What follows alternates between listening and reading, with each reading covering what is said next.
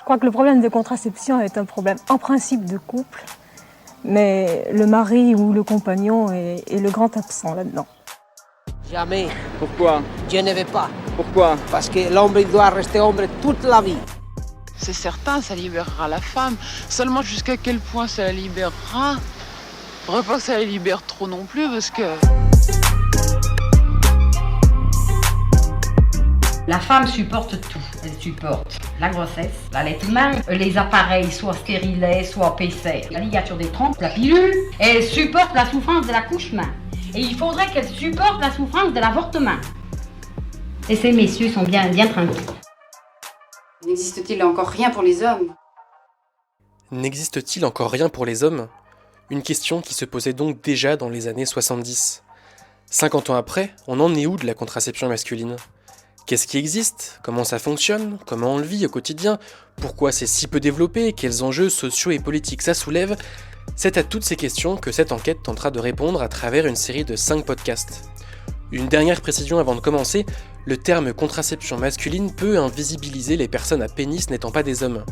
Cependant, cette expression est celle employée par tous les acteurs et les actrices rencontrés, des associations aux usagers en passant par les scientifiques. Pour appréhender au mieux la contraception masculine, il était important de discuter avec des personnes qui la côtoient directement. Cet épisode est consacré à des témoignages d'hommes qui utilisent, ont utilisé ou vont utiliser une contraception masculine. Le but est de comprendre pourquoi ils se tournent vers une contraception pour les hommes et comment ils choisissent une technique plutôt qu'une autre.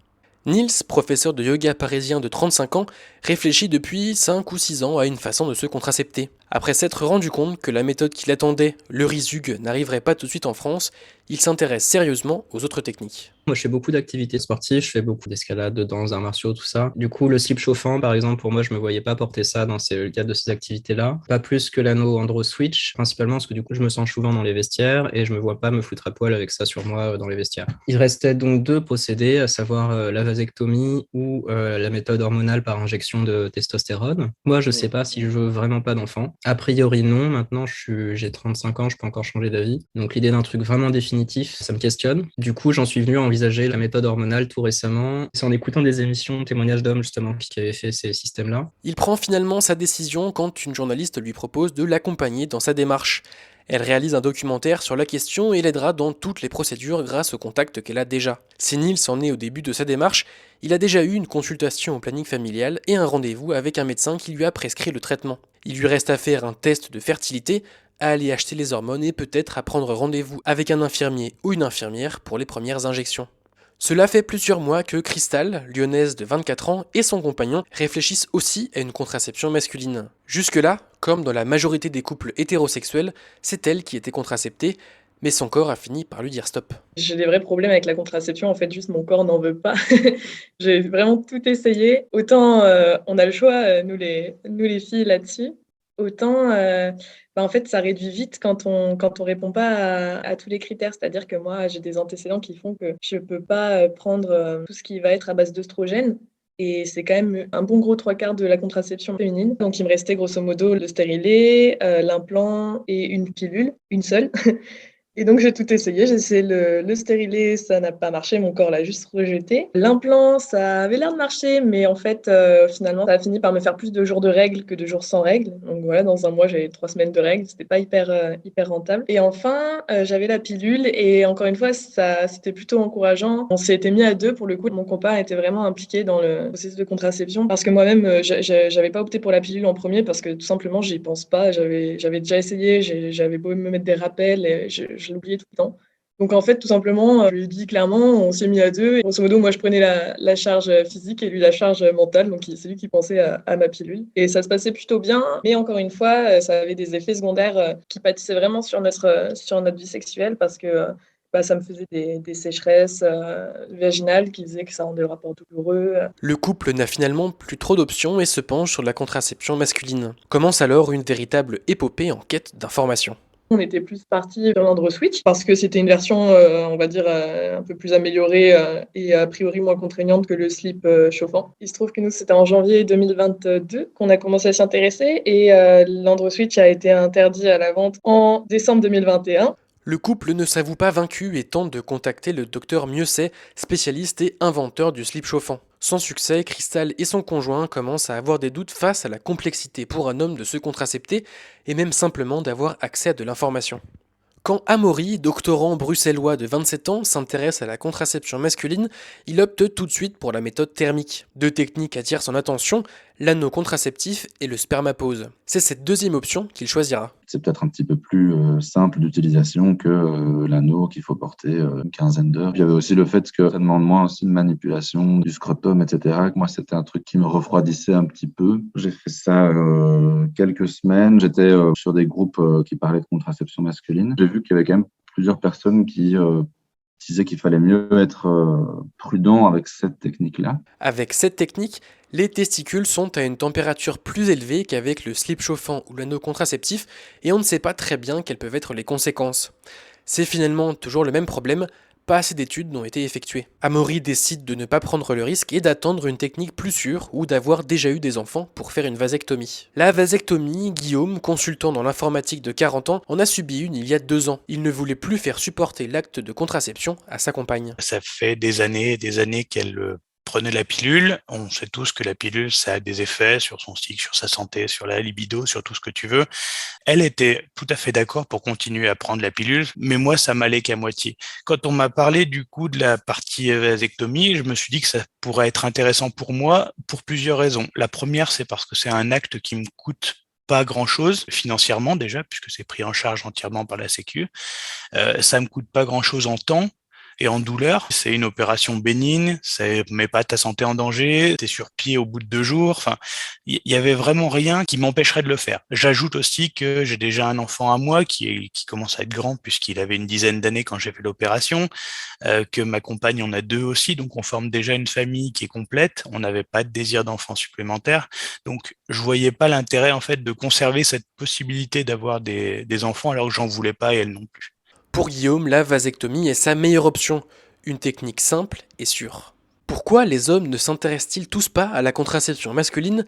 Neil se retourne la question. Pourquoi ne pas vouloir se contracepter en tant qu'homme? Moi, je trouve ça absurde de faire peser toute la charge de la contraception sur les femmes, sachant que moi, ce que j'ai vu sur mes partenaires, c'est qu'il n'y a pas de contraception féminine sans effet secondaire. Il y a une tranquillité d'esprit dans l'idée que je sais que voilà, je suis infertile et si on baisse en capote, il n'y a pas de problème, je risque pas de me retrouver père sans le vouloir, quoi. La volonté de contrôler sa contraception, c'est aussi ce qui a d'abord motivé Denis, technicien vélo de 34 ans. Cet habitant de la région lyonnaise voulait au départ faire une vasectomie. Après plusieurs échanges avec sa compagne, il se ravise pour une solution moins définitive. Il pense d'abord à la méthode hormonale, mais après des discussions avec le planning familial, il opte pour la méthode thermique avec l'anneau contraceptif. Ça fait 8 mois qu'il porte l'Androswitch et tout se passe très bien. Il y a eu un petit temps d'adaptation de 1 ou 2 semaines, on va dire.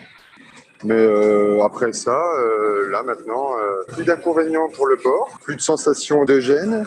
Et puis je l'oublie complètement tout au long de la journée. Vraiment, c'est comme un habit, un sous-vêtement que tu mettrais le matin et que tu enlèves le soir. Denis a fait un spermogramme avant de commencer à porter l'Androswitch pour faire un point sur sa fertilité et un autre 3 mois après. Celui au bout de 3 mois était déjà bon, j'étais contracepté au bout de 3 mois. En gros, j'en refais tous les 3 mois histoire de vérifier que tout marche bien. J'en ai fait 4 au total. Et à chaque fois, voilà, les résultats sont bons. Je suis bien dans les clous pour être considéré comme contracepté. Denis ne regrette pas du tout son choix, même si la NSM a retiré l'Androswitch du marché. Guillaume non plus ne regrette pas son choix de la vasectomie. Il partage son expérience à toutes celles et ceux qui sont intéressés par le processus. J'ai eu 2 types de retours. Les réactions hommes-femmes ont été très très différentes. Du côté féminin, j'ai plutôt eu des réactions de c'est bien, tu as fait quelque chose pour ta compagne et ça se voit pas beaucoup. Pour être très franc, j'ai beaucoup apprécié que les gens me jugent pas sur un choix que j'avais fait. Et côté masculin, j'ai eu une réaction qui était beaucoup plus comment ça se passe? Est-ce que, pour pas être crûment, tu bandes comme avant? Est-ce que tu as noté une différence de qualité de sperme, de rapport sexuel, etc. Donc c'était vraiment des questions très pratiques. Et en fait, ma réponse, elle a toujours été la même. Je n'ai absolument rien perdu, je n'ai fait que gagner. Donc je le vis très bien. Le regard des autres n'a jamais été négatif. Du coup, ça a suscité pas mal de questions et d'échanges super intéressants avec des gens qui aujourd'hui vont se faire opérer cette année probablement. La contraception masculine pourrait être comprise comme un choix totalement personnel, pratique, témoignant d'une volonté de contrôler sa propre contraception. Mais les personnes rencontrées évoquent quelque chose en plus, partager la charge contraceptive. Une question apparaît alors, pour un homme, la volonté de se contracepter n'est-elle pas aussi le fruit d'un processus de déconstruction ? Est-ce que cet acte n'aurait pas une dimension politique ? À peine la question posée, Nils se martèle. Pour moi, c'est 100% politique. Ouais. Le fait qu'il ne développe pas est aussi une question politique complète. Les arguments, parce que j'en ai parlé un peu autour de moi, et les arguments qui reviennent souvent, c'est oui, mais si je suis plus fertile, j'ai l'impression que ça me retire ma virilité, ou ce genre de conneries. Bon, j'avoue, je ne mets pas du tout ma virilité à ce niveau-là. Je pense qu'en partie, le fait de consommer du féminisme, enfin, je veux dire, m'être éduqué un petit peu sur ces questions-là, avoir écouté des podcasts ou lu des trucs, ça m'a un petit peu quand même éveillé à cette notion-là. Je trouve ça important aussi qu'il y ait une prise de conscience et on est un peu parti dans l'optique d'en parler beaucoup autour de nous aussi pour que peut-être il y ait d'autres prises de conscience.